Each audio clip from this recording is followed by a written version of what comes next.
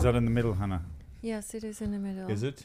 We channel the cosmic forces. Oh, Jesus. What does that mean, channeling the cosmic forces? We're just tapping into the universe knowledge to go through us. You know, like all these famous people, the famous songs. And listen to my voice, sleep. Okay, it's funny. So Hannah did this. We got a clip from Hannah's last. We didn't need introduction. Hannah's. I'm just saying this. I just want to. Okay, will we do an? Pull the cars. Okay. Are we ready? Is Jack? Oh, look at Jack just wanders in. Okay. He do you want to introduce us? Everything on his own terms. Really? Yeah.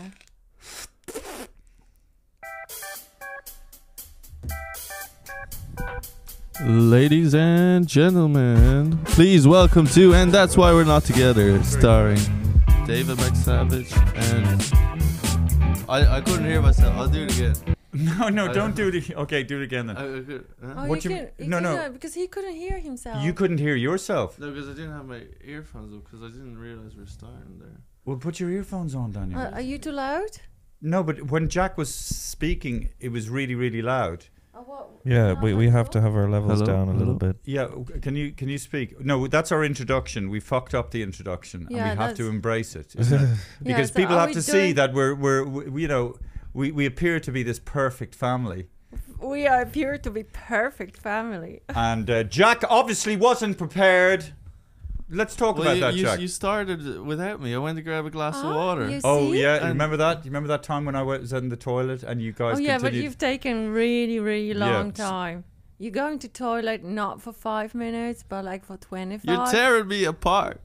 It's funny, you know, sometimes I sit on the toilet for so long that it paralyzes my legs. And also gives you hemorrhoids if you just sit for too long. What are hemorrhoids, Hannah? Would you explain to the audience? Oh, they're just broken vessels in your asshole, and they grow big, like, size of a pea, and they're very painful apparently. Okay, so I remember when I met you, you had a hemorrhoid. I remember that vividly. And I remember it was the first time I ever had my anus examined by a doctor, and it was such a vulnerable position. You're on a. Did you like it? You're on a gurney. You're on a gurney, and you're in a sort of fetal position, and your man's going, all right, flip that hood, and he's looking in your ass, and it's like, mate. And then you're just like, well, I'm like sure your asshole, they're so advanced, like your asshole. Give a shit. Like what I'm saying is your asshole, even that it's very sacred. Yes, yeah. And that's why don't even start me on these fucking Catholic priests and what they did. Violation. Talk about sacred spaces. Forget about the church. A child's anus is fucking sacred, you dirty bastards. Okay, I'm sorry. I'll never give up. Okay.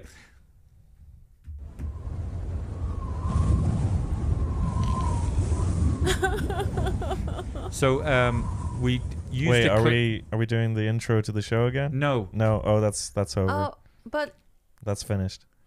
So we used. It feels weird. With no proper intro. Yeah, we did an intro. No, because it wasn't a proper intro. No, though. you didn't introduce. Okay, go on the then. Boys, okay, so fair enough. We have to do it. You have to do it. It's just like even halfway through.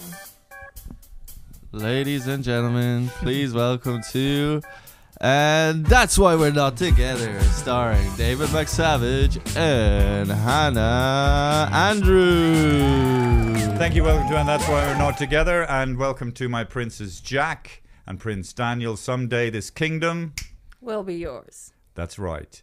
I like the way you do the intro, Jack, like WWF or something. What is it? World Wrestling. WWE. UFC. What's his name? Bruce Buffer. How does he go? Like Hannah. And in the blue corner, we have Hannah, the conspirator Andrews. Yeah, how does it? Andrews. And fighting. And fighting. Yeah, it's really good. Yeah. Okay, so look, we had a clip of Hannah from previous podcast where she was shocked by the shape of Irish people's heads, and she went down She went down St. Patrick's Day and she was freaking out about Irish people's heads. But it's just funny, the comments. People like that exist. And, you know, they all Well, look I didn't deformed. They all looked at me. Anyway, right. Heads. So, huge heads. And it's so funny the way. So now, first of all, the fact that you have to explain to people that we, as humans, use exaggeration for comic effect. And clearly there's an underlying love that my partner, I am ex-wife, has for Ireland. That's clear. Her 2 sons are half Irish, half Polish. And thank you very much, Polish people. You make Ireland a better place. Thank you. And to all foreigners. And I don't want to hear any of those. I mean, did I talk about that the other day? That taxi guy that showed up? Classical happy dub. Yeah, no. A classical happy dub in his van shows up. And we needed to move my son Daniel's friend's luggage. She had about 5 pieces of luggage. Did we talk about this, Daniel? Yeah, Daniel. I think we did a little bit. Okay, but anyway, but he's the classic happy dub, you know, pulling up, and you know what I mean, all indignation, you know what I mean, fucking, you know, Polish people coming over here, foreigners coming over here, you know, taking jobs away from us. Meanwhile, here I am, 5 bits of luggage. Oh no, I'm not taking that. No, this van is what do you say? It's not a removal van. You know what I mean? It's not a fucking removal van. You know, this is a disability. You know, bullshit. So these guys that are against every, you know, they think that the problem is foreigners, which is not. If there's any big problem, what is it? You know, I don't know, house prices and Amazon and multinationals. Don't start me. I don't even know what to say. But so this guy, it's the grey squirrels. He fucks off. Deep estate. Miserable, mean-spirited, unpleasant, and then a Polish guy pulls up on us in a smaller van, 5 pieces of luggage. No problem. Yeah, because we squeeze into like 10 people in one taxi, and So, it's normal. Please, you know, these guys, you know. Anyway, look, I've lost the power of speech. You know, there's so 3 angry. generations living So okay, in one Hannah did apartment this. in Jesus, can I Poland. just even squeeze this piece of information out? So Hannah did this. She was slagging off the Irish people about their funny shaped heads, and we do have big heads. I have a big fucking head. So what? Right. So it's just funny. So look, okay, here we go. This is in reaction to Hannah's post. Oh, well, somebody's nice. You've got a face only a mother could love. The poor thing. So Johnny Rash 75, right? Johnny Rash 75. And you look into Johnny Rash, he's got 0 posts and 0 followers. So he's probably so angry. He set up this Instagram account to make this comment. Or he says, coming from a woman whose face looks like the front of a steam iron. Sorry. But I mean, it makes no sense. The front of a steam iron. I don't know even what. You called me like Not much. 2G Landy. Let's see. Another one. 0 posts, 0 followers. He says not much going on in her head. oh, that's quite right. Okay. Well, this is an actual one. Brian Moran says, "Fuck off back to where you came from." I'm here for 20 years already. Can I even back off? No. Oh, well, listen, here's Sinead XYZ. Let's see if Sinead XYZ is a real one. No, 0 posts, 0 followers. And these are the kind of... Maybe that's a man. Yeah, but these are the kind of people that, you know, Polish people coming over here, and meanwhile they're horrible to their own fellow Irish people. So it's all contradictory, hypocritical bullshit. Sinead XYZ says, hilarious, Dave, don't... No, that's not it. Sorry, she was nice. Juliet Bravo. Okay, here we go. Juliet Bravo. No posts, no followers. Rat features Hannah. Well, I'll tell you something. Let me tell you, Juliet Bravo. I first saw the beautiful woman sitting to my left in 1991, and I was sitting with a guy called Lindsay Buckland, very successful dulcimer player from Australia. He's still playing. Yeah, dulcimer. Small dude. We kind of fell out because I made a phone call and I didn't pay the bill or something. You know, he was quite tight with his money. I mean, you know, mate, you're making money. I'm not. Do the right thing. And we had 2 kids at the time. Anyway, that aside, so I'd met Lindsay in Japan. We were sitting near lights of plane, and I see this woman standing outside a pizza restaurant, none other than Hannah Gnat, now Hannah Andrews. And I said, shit, look at her. And she was so beautiful. And so I walked up the street. She is. And I did a U-turn because she was stopping people to bring them in as customers. And then I walked past her and she stopped me. Hey, hello. And, you know, I was blown away by Hannah. She's a stunningly beautiful woman. So what's your man saying? What did he say? Rat face. Yeah. Hang on a sec. Wait a second. I just want to get back to that. Sorry. I just got out of... Fuck's sake, David. Oh, no, I know how to do this. Sorry. Excuse me, ladies and gentlemen. I'm going to edit. I'm going to edit all this. Yeah, so Juliet Bravo talking about Hannah. Rat features Hannah. Well, Juliet Bravo, fuck you. Juliet Bravo, Hannah needs to fuck off home. Seriously, what the fuck? Yeah, okay. Yeah, that's actually quite hurtful. Did she have any posts or no posts, no followers, no nothing? Did she have a profile picture? Yeah, it's of a guy. Oh, okay. So I think it to me it looks like somebody has set up loads of... Hannah needs to look at herself, the state of her head. I don't know. Wonder what they... But this... I completely understand, and I find very hard to look Is at Hannah myself, especially in the remedial? morning. Looks and sounds like her ma was riding her brother. I think these are all from the same guy.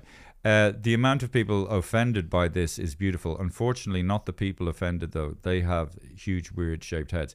So there was one interesting one. That's because, you know. So Phoenix Music, that's because she used to be looking at the tiny headed scrotes and whatever. Oh, yeah. So this is one, right? So this is Pamela Clancy, and she's a solicitor, lawyer and a law firm, experienced divorce and personal injuries lawyer, right? Is she suing me? And she says about your comment, talking about Irish people with big heads. The classic old phrenology racism humour. You know what phrenology is? No. It was a very misguided science where they thought they could measure people's intelligence by the shapes of their heads. Oh, yeah. So she's saying, the classic old phrenology racism humour never gets old. Hitler was into this too. Well, Hitler was comparing Hannah, the most murderous psychopathic killer in the 20th century. David, and she's comparing Hannah. Like, you're so off, you're all out of your mind. Listen, this is the second time in your family. First, your granddad, Todd Andrews, was compared to Hitler. And that's true. That's factual. Go on, Jack, what were you going to say? Well, I mean, every stereotype has a hint of truth in it, doesn't it? And also, I wasn't referring to what she was saying that, what was she saying that the intelligence is equivalent to the size of the head. No, you don't have to explain anything. But people, so what? Like Pat McDonald, my good friend, he goes up and his opening salvo is when he goes on stage. Yeah, I know what you think. Look at my head. Oh, big head. No way, big head. Who gives a shit? Nobody cares. It's fun. It's playful. And we show affection in this country by taking the piss out of each other. I've got a big head. I've got a misshapen nose. You could put my head at the stern of a ship and you could sail because my nose is like a rudder. But we have life experience. We don't give a fuck. And it's also how we say it, how we talk to each other. If there's an underlying feeling of love and respect. But anyway, if you take what we say as comedians, or even if you take what people say conversationally, out of context and seriously and literally, we're fucked. Thank God for humor. It's a sign of mental well-being. We need it to transcend, and if you have to explain that to people. So Pamela Clancy, I don't know, maybe you were in a bad mood, but to compare Hannah Gnat to Adolf Hitler, I mean, come on. But she does hate people with big heads. That is no, truth. I don't hate. I was actually, remember we were seeing the story about the Habsburgs, how they wanted to keep the clean blood, and the last Habsburg was so ugly that his wife was really afraid of him and give her shivers. And then anyway, he died at the age of 39. Who did? The last Habsburg. You know, it was Charles II. They were they were Yeah, but he a was dynasty. inbred. He was inbred, wasn't he? Yeah, Sorry, what's yeah. this got to do with anything? Because they were inbred family. Who were?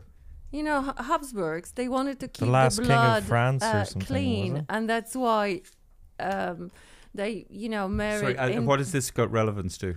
You know what I was Because talking- Hannah's saying that Irish people are inbred, and that's why they got But they big not heads. Oh, Jesus Christ. I mean, definitely there would be a shallow... It's not good to have sex with the same people in your gene pool. That's why it was very lucky to meet you, so that we've got... we've spread our genes, you know, we've got Polish genes, Irish genes. And our sons are genetically superior! Look, for God's sake, if you don't have the wisdom to know the difference between like an actual vicious attack, whatever. I mean, it's so obvious. Look, and Irish people, you know, just like every people, whatever. Come on, let's move on. What are we doing? I don't know. All of a sudden you're angry and bored, but I think you're boring yourself. I am boring myself. Okay, so... That's actually, it's a funny thing you say, because I don't know if you've been in that situation where you're in a conversation and you get locked into this intensely boring whatever you're saying, and for some reason you can't extricate yourself from it, and you can look in the person's eyes and they're going, oh God, and you're kind of thinking, I know, oh God, I'm stuck. I'm stuck. Or you can't extricate your... I said to a neighbour a few years ago, and I really regret it, and I made it up to her, thank God. She's a nice lady. Do you remember that, Daniel? Check. And I said to her, No. geez, you find it very difficult to extricate yourself from a situation, from a conversation. And she looked at me and she kind of went like that. I instantly regretted it. But I do, some of my neighbours are such fucking morons, but God loves them anyway. They'll figure it out eventually. But, you know, myself and Daniel, you know, yesterday we went to Emma, and then afterwards we were ambushed by this guy who was... Go on. who was at the same exhibition, because we were just shown Did around. you know who the guy was? No, we wouldn't. He just stopped us and he said, I saw you at that tour guide around Emma Yeah. art. And he started talking to us. We couldn't get away. So we were stuck like for 20 minutes for him to let his steam out. So he was like venting About what? about this woman who showed us pictures, and she had a certain agenda. What was you the know, agenda? That showing Irish history through What was women. what was the nature of his complaint as regards her agenda? Daniel, Daniel? what was his complaint? you tune out? He just didn't like the way she portrayed history through women's eye, as women as victims or people as victims, and he was saying that Irish people chose Catholic religion. Oh yeah. Well, they weren't. Well, I don't know if they chose it, but because they didn't have a menu. Say, okay, we have Protestantism, we have Islam, we have Buddhism. You know. Well, he was trying to say that Irish people could have stayed with like English, but Yeah, I think you he was saying that, like, you know, there's societal problems and we don't address them and all this kind of stuff. And, you But, know, like, he was like ranting no, and no, ranting. no one like he said basically during the tour guide, no one wanted to address anything she was saying, and like we're all compliant or something. You know, it's like. You mean no one wanted to question her? Yeah, no one wanted to question her. Well, it was a bit too, you know, www.afterthefact.com. I mean, Yeah, he should, yeah, you know, well, why exactly, he should, hey, yeah, he said one thing about like something, you know, but like. Was he involved in the running of No, the no, thing? he wasn't. No, he wasn't. He was like us. It's funny though when people do participating. collar you in certain places. Yeah, you know, and they start talking to you, and you know, yeah, your father's a very good man now. I met him, you know. Okay, yeah, and they just keep on talking to you. Oh yeah. Yeah, it was really hard to break it, and then I just had to say, oh my God. Oh yes, no, that's right. Actually, I used to do stand-up about this. So the thing is, the way to extricate yourself from a very boring person. Now, I'm not talking about your regular boring person. I'm talking about the kind of person that you talk to that will actually, it's vampire. That will actually, suck the life out no, you'll of you. faint. I've felt faint sometimes talking to certain people, like where you start blacking out a little bit. You're just going, and and it's almost like they fucking know what they're at. And they so a lot of times they have that type of voice. Yeah, no, blah blah blah. And they just, and twigs and leaves falling out of a cupboard, and sometimes it's blown around the room, and the walls aren't painted properly, and the window's open, and the wind comes in. Do you ever see the dead bees on the windowsill? This kind of thing. And you just, woo! Now, the point is, our natural empathy is to see that he's handed this conversation that this guy is handing you is dead. It's dead, motherfucker. And so it's a dead squirrel, it's a squashed dead roadkill that he's handing you. And so your natural human empathy is to breathe life, and you start going, yes, I know about dead bees. Ha ha, I met a dead bee once, and whatever. And then the boring person thinks, oh, look, I've initiated a conversation now. No, you haven't, you motherfucker. You've just created a situation where somebody feels so bad that they're trying to fucking breathe life into the boring deadness that you've offered them. So the thing is, you don't do that. What you have to do is hold up a mirror to their own boringness and reflect it back to them. And this is how you do it. When somebody talks to you, you don't say anything. You just go like this, look. Mm-hmm. And it requires a lot of fucking courage, by the way, to do this. So yeah, and then the way the dead bees are on the windowsill and the window's open and the wind comes in like that, right? And at some point, you're not giving him anything, and so it comes. What he's saying comes back at him, and so he gets a blast of his own deadly vampire deathness, and then. I better go. And he fucks off. Win. That's how you fight. I think you made a sketch about it. Yeah, I did. Yeah. Not this bishop. With Aidan Bishop. Aidan Bishop. Aidan Bishop. Are you from Russia? Yeah, Aidan Bishop. Fucking very handsome. Polish people coming over here with their big fucking rack features. Look at you. Huh? Slagging off Irish people. That's classic fucking racist phrenology and all. And anyways, fucking Adolf Hitler was doing the same thing. You'd be walking up and down the road doing the fucking goose step, you know what I mean? You're not a million fucking... What can we talk about? Let's go. Oh, yeah, so... we were going to have on this guy, Kieran, who does a thing on Instagram called Crazy House Prices. Because it is funny, back maybe 30 or 40 years ago, a house was, let's say, 2 or 3 times the price of your annual income. Yeah, is that about right? Yeah, something like that. But it was and so now much more affordable. And now the average house price is 40 or 50 times your annual income. Is that correct? I'm not sure how much. So that's why there's loads of these old fucking dusty old bastards with their big bunches of keys and their vans going hose, renting them out. It does my head in when you see these big Georgian houses and they're divided into little fucking rabbit hutches. And, it is imposing mental illness on people because your surroundings do affect you. Or it affects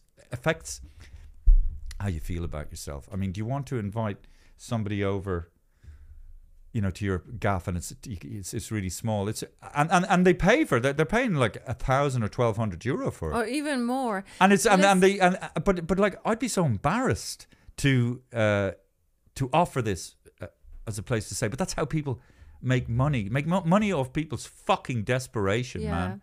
But then maybe I would. There are also those big vulture funds, which raising, propping up the prices of houses. So it's very unattainable to a normal working person. Yes. But also the government policy are not helping.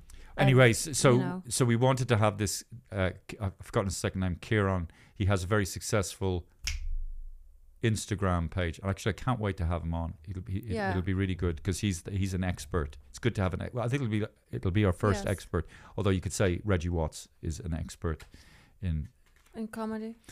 Yes. What have you got there, Hannah? I've actually come across this story about Kyla Lemieux.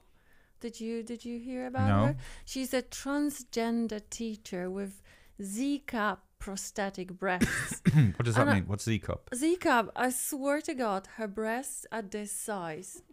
And then there's the whole, discussion in this at the school board how to deal with her and how to instruct Why pupils. deal? Because Where does she work? at school. Right. She's a teacher. Right. She's got breasts like that. You're gonna put up her picture. Right. And so obviously it stirs the attention. And Are they?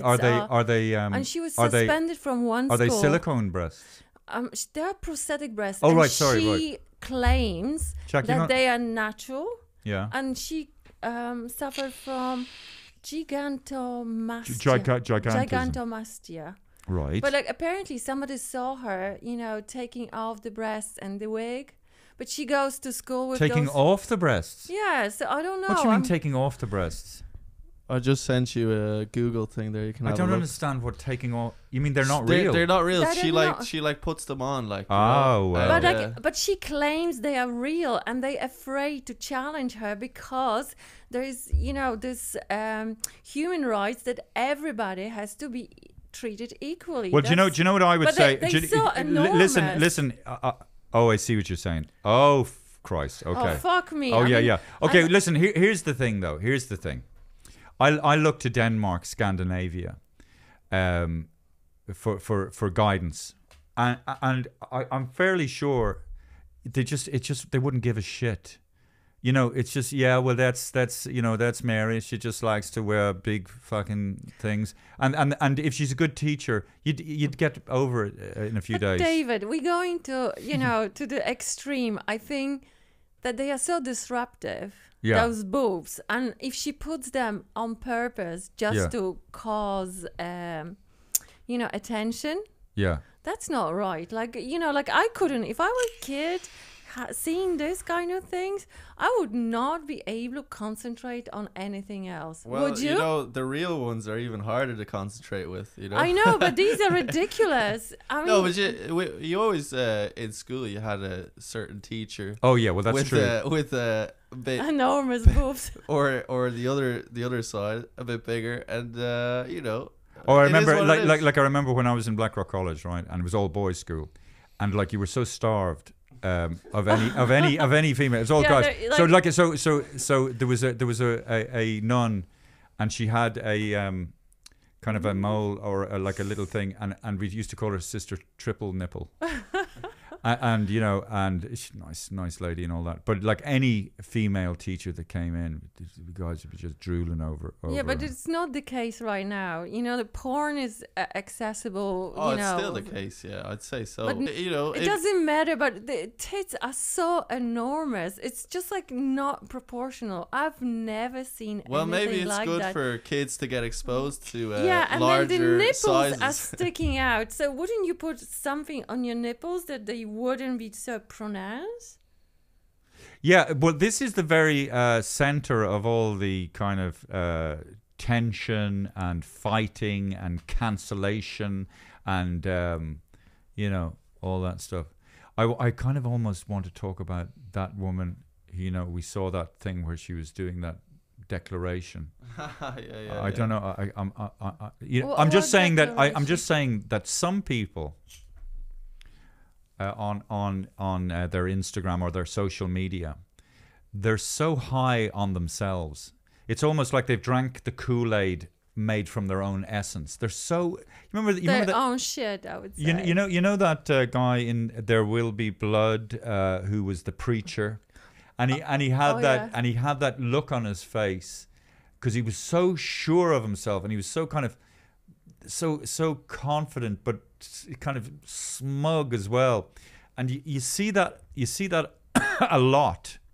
He was Confidence like the first woke, I think. Who? That guy from There Will Be Blood, that preacher. Oh yeah? I think he looks like a woke. Oh yeah, he looks like a wokey. A wokey. Yeah. A wokey. But I'm fucking woker than woke people. Yeah. Well, what's wrong with being woke? You're napping all day. Obviously. No, but you know, I think it's just made people have much higher expectations for their life as well. So they feel they have to, you know, social media, because everyone only puts out the best things about their life. So everyone looks at other people's lives and they think, shit, my life isn't that great. And then, so it kind of makes them... Yeah, it's also a social media personality, though. Yeah, they, you know, they put on one personality for their social media, and then they in real life they're like, oh, exactly. don't talk to me, I'm scared. That's so true. And you know, like Jack said, high expectation, not for real life, but for life on media, social media. But it's why a lot of people are not happy with their lives, because they see so vividly other people's lives, and they see people living, like, going on holidays, and they see the blue ass water when they're on holiday. You know, it's like when you see pictures of Paris and then you go to Paris, it's not the same thing. When you see pictures of the waterfall and you go to the waterfall and there's no water in the waterfall, you know. So people see all these things and they think so it like makes people be more self-centered, so that and then social media is like the mouthpiece of their self-centeredness. Well, Marshal McLuhan. Oh, Jesus Of course, Christ. Marshal McLuhan. Oh, shit. No, Yeah. you know, Marshal McLuhan predicted all this, which basically is just, you know, everybody is focused in on themselves, and then the local becomes like everybody knows what's. I'll get the clip, but it's a perfect. Will I look for it there, guys? Yeah. And we can just hang on a second. Marshall.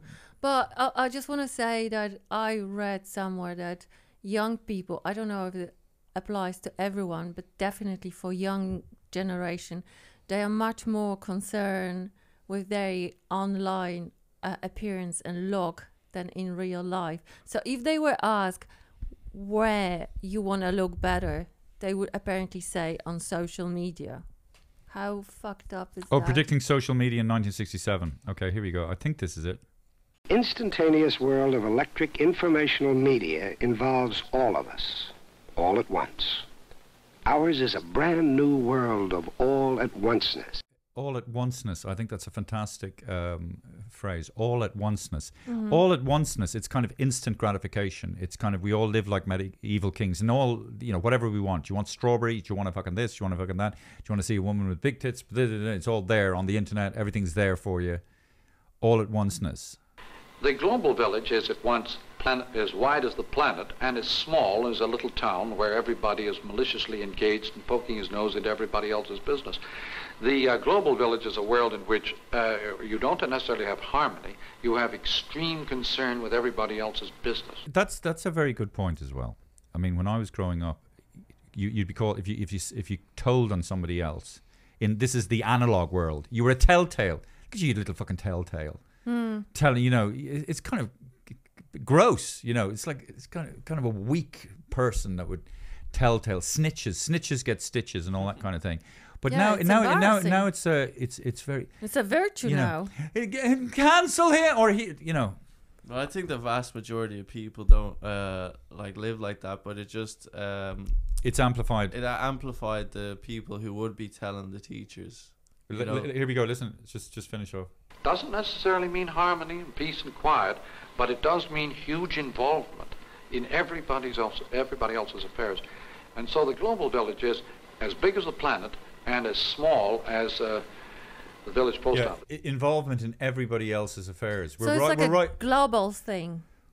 Well, yeah, it's true, because I remember watching. You know, there was a TV show on BBC like in the 80s called Points of View, and it was people who wrote letters criticizing, or they were offended by certain things, or like I remember being a kid and the idea of contacting a TV station or calling up a radio station to say you didn't give a shit. You were just too busy being a kid and hanging out of a tree. You know what I mean? Just running around the place and climbing a tree and fucking, you know, skateboarding. I mean, I'm talking about in my 20s or whatever. And now there is that. We're very sort of invested into well that's what Righteous as social well. media allows us. We're on top of each other. We're in like what somebody says in a small town in California that can be critical of somebody in Galway or vice versa. Yeah, It's- so it- become really global. So something that you would think it does in some way unite us, but it also makes things very divisive. I think we should look at chaos theory.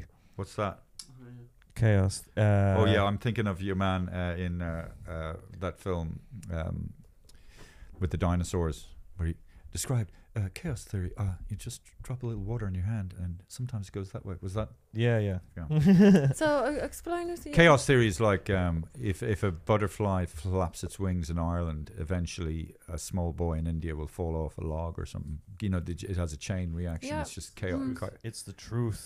And Yeah. it's a holographic, reproduction. There's also another chaos theory where people always look for chaos problems in life because they're not comfortable. It's more like an organized chaos. They're not comfortable with how boring life is, you know. Yes. So people like it's a theory about why people are into conspiracies because They need drama. people need drama. Well, in their okay, everyday life, exactly you know? right. And let me interject. People do need drama, literally, films, because films condenses a whole life. Jesus, Daniel, Sorry. time to stop smoking. Yeah. Yeah, that's. Sorry, it condenses a whole life into 1 hour and 30 minutes, and all the high points, and it weaves it all into a narrative. But most people's lives are quite humdrum, tedious, and boring, which is okay, And we have moments of, where we breach the sea of boredom, and we way. But like, your purpose is to have a purpose. Your goal is to have a goal. Your goal is to find a goal, a mission. That's when I've been at my happiest. That's why I like doing this, like getting better at this with Hannah, with Jack and Daniel. Hello. Speaking authentically now, it feels uncomfortable. But that's this to me, like, even setting it up is a little less stressful every time because we've done it so many times, and then just learning. Well, we still haven't really had many guests on, but that's okay. Getting guests is a hassle. It's getting better because we have to find the way we can do them on Zoom, so they don't need to be in person sometimes. Do you want to say something? Talk about big heads again. Yeah, talk about big heads, Anna. Yeah. No, What about? No, big it's great head? for engagement. Big Yeah, heads. that's right. That's one thing. We should it didn't get a phrenology. It's funny, expert on. like some of the Instagram posts have had 500,000 views and only 200 comments, whereas that got 40,000 views but got 215 comments. So it's very good for engagement. So do say something about Irish big heads. Do you want to apologize? I don't think so because I didn't mean an offense, and also I think I've seen it like about 15 years ago, and since then I think there's so many people from abroad mixing with Irish people. Oh my God, no! That is phrenology. Is it? No, I don't know. No, But it's, yeah, it's yeah. How is it No, phrenology? I have no breaking idea what a up. phrenology is. I'm just Phrenology is it's trying to make scientific judgments on. I'm this. not making judgment. Yeah, it's so just so the 15 years looks ago get the better. judgment was made, and that is why the immigration policy has come out. Why No, more people that's to not- yeah. lower the heads, And Hannah, It Hannah can't. Oh yes, by the way, Hannah was It one of the happens pilots. coincidentally. Hannah, you have shared your genes with me, and Yes, and our. and I brought I've got a some tiny head. I've got a a little He's pea got head. tiny I've head. got a little pea head. Has Yeah. Daniel got a big head? No, Daniel has like a normal size. Do I have a big Jack head? has a bit too small. Do I have a Not big too head? Big. My head is So big. it's gonna take. But few look at my head, Hannah. generations. When you saw me first, did Yeah. you not think, Jesus? Yeah, I What? thought. Yeah, I thought. But then I thought you were very intellectual. Oh, so did that's you? what attracted me. Really? Yeah, and then Big head when means big Wait a brain. second. Why did you think well, your glasses and Oh, Jesus. That's horrible when a girl says, "Oh no, I didn't start dating you because you're attractive. It was for your personality." no, but I was attracted to you, obviously. But you didn't No, you you thought were it was an tall. intellectual. But I do like that, feature. And I when mean, did you find out that that wasn't the case? Oh, when I saw you collecting money for Lindsay Buckling. Oh, that's right. Yeah, because I they Because call you it bottle. invited me to see your show, and then I'm thinking I'm gonna go and see your show, but it wasn't Street your performance. show. Yeah, no, I was It Lindsay Lindsay Buckling's show, and you were just collecting money Yeah, from him. yeah, that's right. Yeah. And then I was just thinking, what's going on? But you were quite charming. Obviously, I was lured in. All right. And that's why out of your egg and my ball bags are two sons sitting there, are successful little eggs. A little chromosome. Little chromosome. To somehow take the pressure out of the Irish heads, to deflate. Hannah has contributed to the yeah. But to it happens. Hannah Polish washed us from our Irishness. But since then there are so many different nationalities, and but you can say till when I was in Ireland first time, it was 1993. Literally, when I went to a pub, I was looked like I was an alien because there was no one else but Irish people. Oh yeah.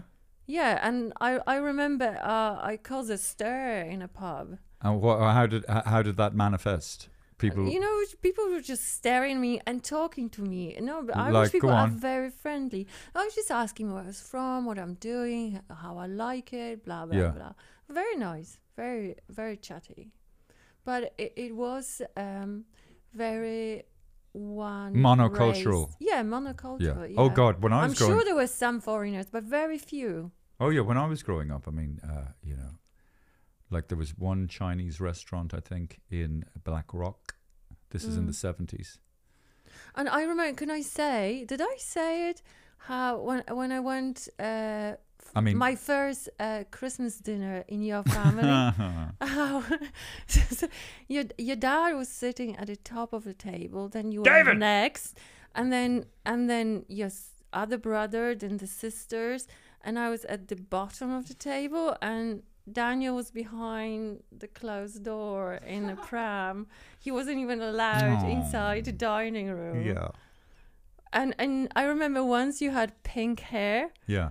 And your dad was really shocked and he couldn't cope with it. And it Yeah, was yeah. a Well, I mean, disaster. God love Dad, I mean. Yeah, he's a very nice man. Very nice man. And he's done a lot for Irish, and I don't know what else to say. He's a good politician.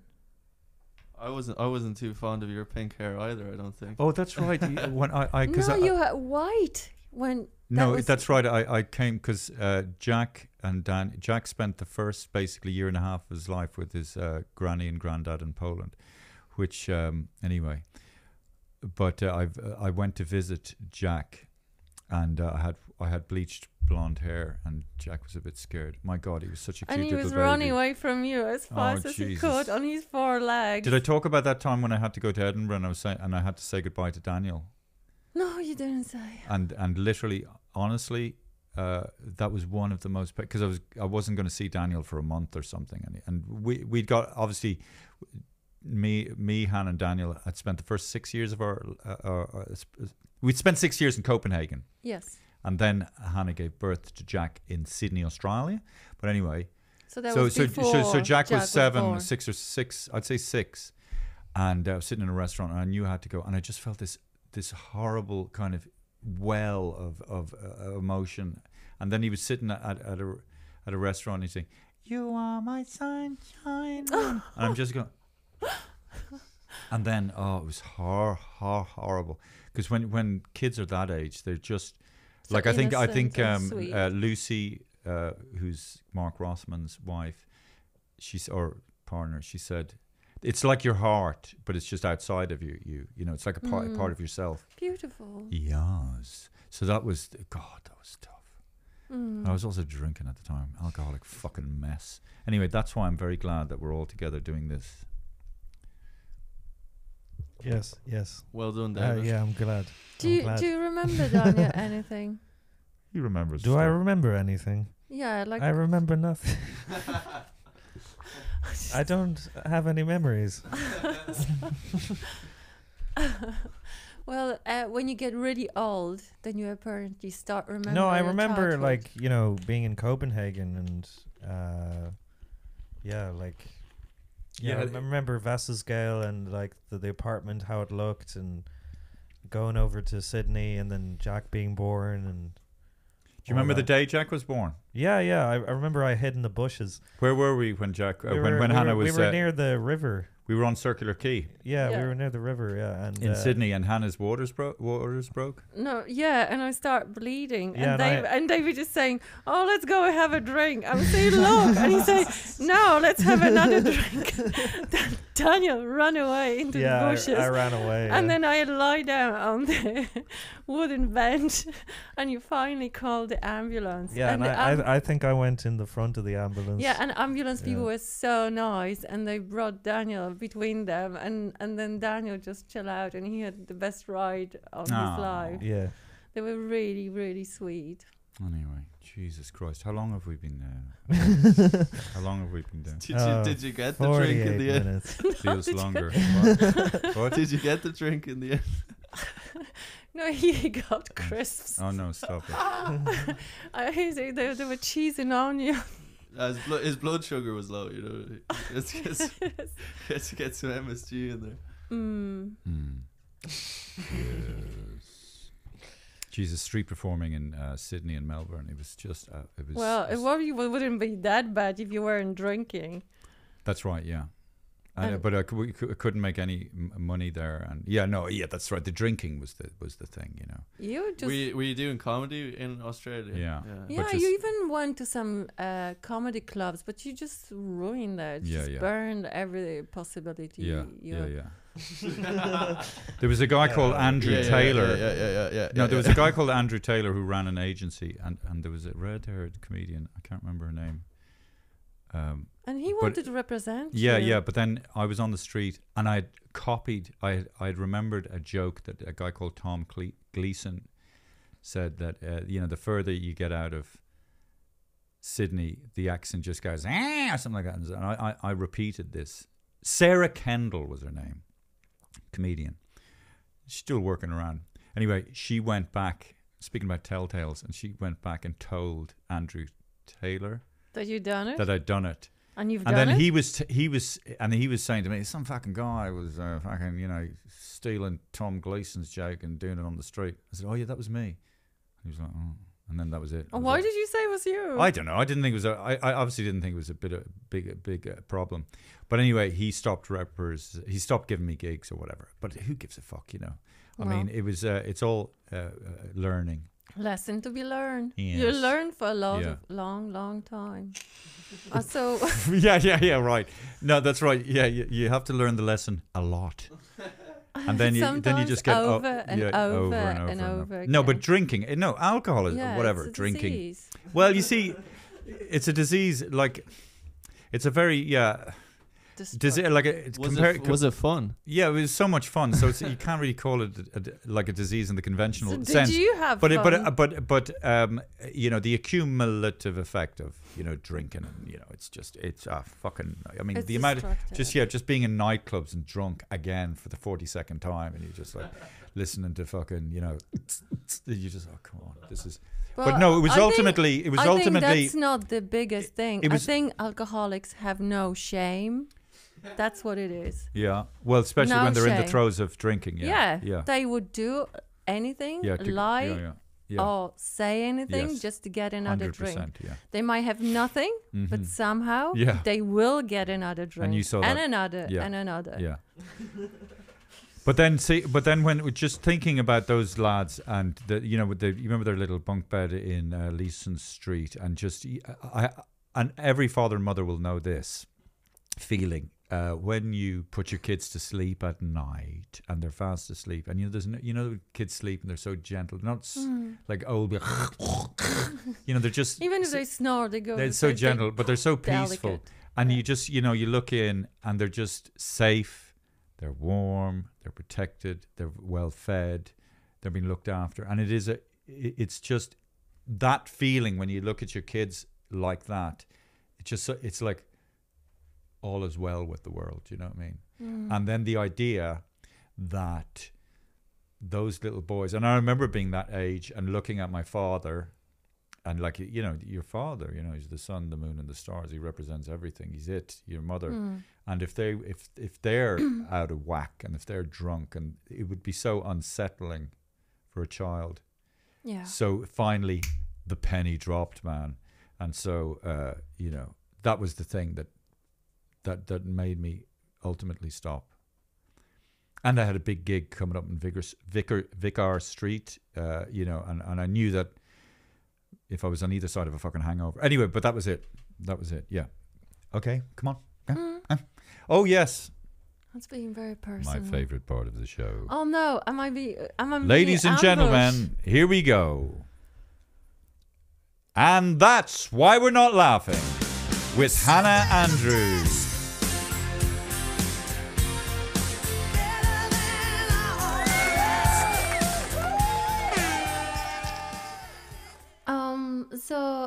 You know, recently, seeing everywhere transgender subject, you know, bigender, non-binary, and then I just want to have some fun with the people, you know, like I want to be in forefront. I want to be a part of avant-garde of this movement because I feel a bit left out.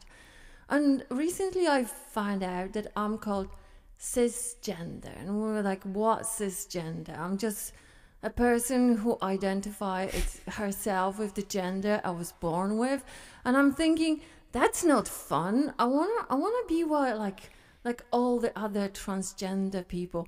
So I'm just looking to my feelings, I'm looking to myself, and I think I have to really dig deeply. What is it with me? So I open my heart wide and I look inside, and what I see this really, really rich person, probably non-binary, trapped in a poor woman's body. Is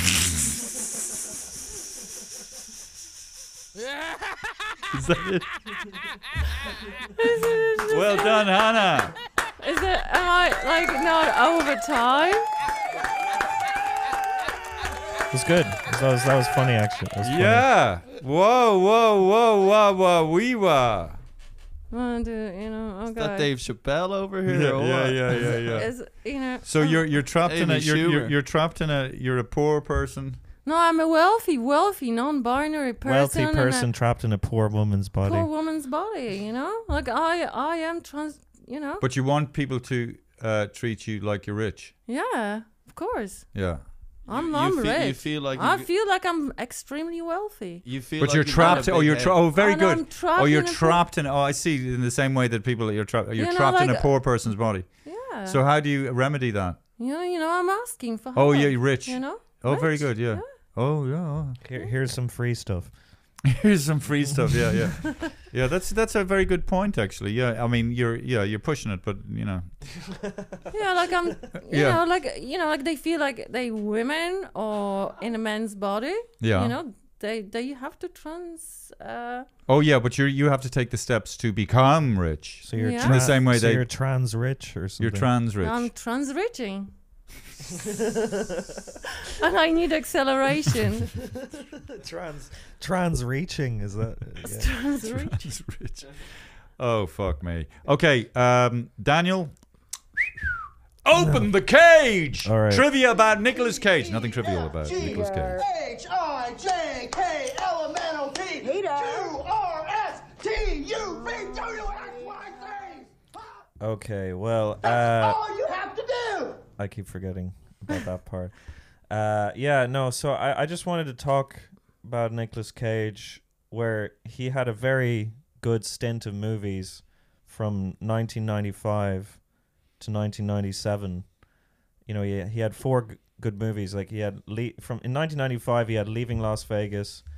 In 1996 he had The Rock and Con Air, and then in 1997 he had Face Off. Yeah. So I mean that's those four pretty good films, like, you know, and he's, you know, Did he get an Oscar? yeah, he got an Oscar for Leaving Las Vegas. So, you know, I mean, off those four films, I think he's, you know, he had a good time there, you know, so Nicolas Cage knows what he's doing sometimes.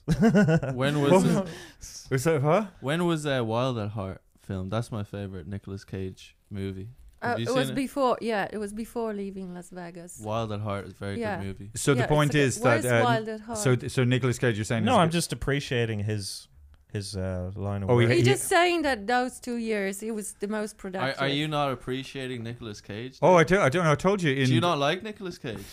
David? You in don't? Birdie, he was fantastic. That film Birdie was brilliant. No, he's great. And that Vampire's Kiss. Vampire's Kiss. that cried. At I'm a vampire. I'm a vampire. Jack.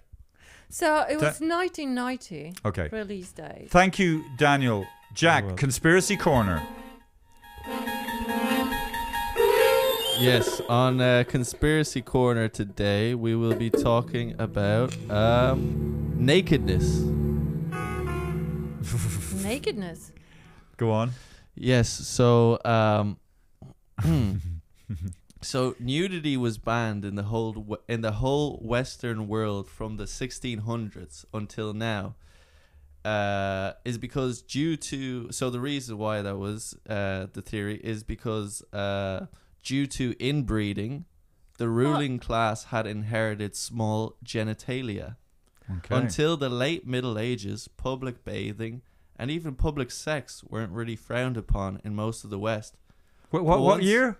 1600s. Amazing, huh? But Yeah. once the royal penises started getting much smaller, The royal- Inbred. Another they got embarrassed consequence. and banned anyone from wearing their birthday suit.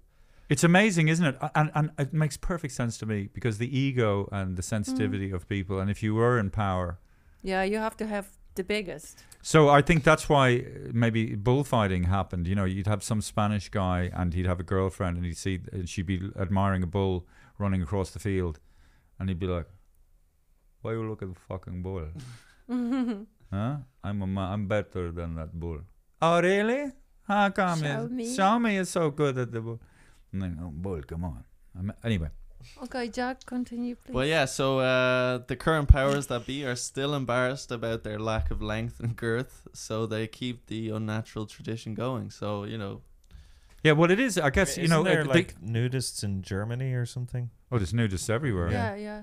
Well, I will say that in day-to-day life, it is good to have underwear, you know, because, like, let's say if you were going through a forest, you know, without underwear. You would hit your penis against a twig. Well, yes. Or a thorn, perhaps. Hi, this is Pat Kenny. I remember one time I was running through the forest and my penis got caught in a twig. And I was wrestling with the tree and a policeman saw me and he got the wrong idea. Okay. You could have a tick. Do you know what? As we're talking, do you know what I was just thinking? Why not do Instagram Live and then I'll record it. Right? Was like I'll record it like this on my phone, and then we can get people to relationship advice for Hannah. Didn't you want to do that? Oh yeah. Any questions about? So let's. So I'm giving an advice, not they giving me advice. Well, we can do both ways. Yeah, wait a second. Oh yeah, live. First question is, Okay, what do you do about your spouse if your spouse has a ridiculously large head? Okay, wait a second. 3, 2, 1. Am I on live? You're now live. Okay, we're now live on Instagram. We're doing, it was the 31st or 32nd episode. It doesn't matter. Of That's Why We're Not Together. And we're trying out this new section where Hannah gives advice to people with relationship fucking problems. So if there's anybody there that just wants to write a quick question or say anything to Hannah. Okay, okay. And I'm recording this, so we will put this up on the Instagram on the YouTube show, and that's why we're not together. Yeah, as a short. So any relationship questions or anything for Hannah? Jack was saying what you do with when your spouse has to be Stephen Regan requests to be in your live video. Up awfully and up riding. What do you think about that, Hannah? Great show, guys. Hi, David. How do I get my How do I get my fuck? What's that? How do I get my girlfriend to love me more, Hannah? Oh. Okay, wait a sec. Let me see whose question that was. How do I get my girlfriend to love me more? Fucking hell, Hannah. I'm trying to figure out how to use this thing.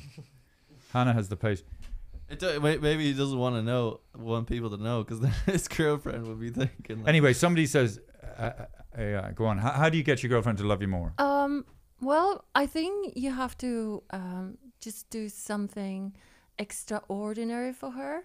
You have to do But something not- extraordinary for her. Yeah, not necessarily buying a huge things, but like acknowledge her little things, like that she put up the candle, that pay her compliment, and just being very attentive. Okay, so there's a big one there. This is from Siobhan. She Yeah. says, "Hey, I am now working with my ex. He is such a lovable, caring person, and everyone loves him. I can no longer conversate with him, and it breaks my heart. But why Will we ever not? be friends?" Oh, right. Because he doesn't want to. Oh, I don't understand. Because it's like our situation, so...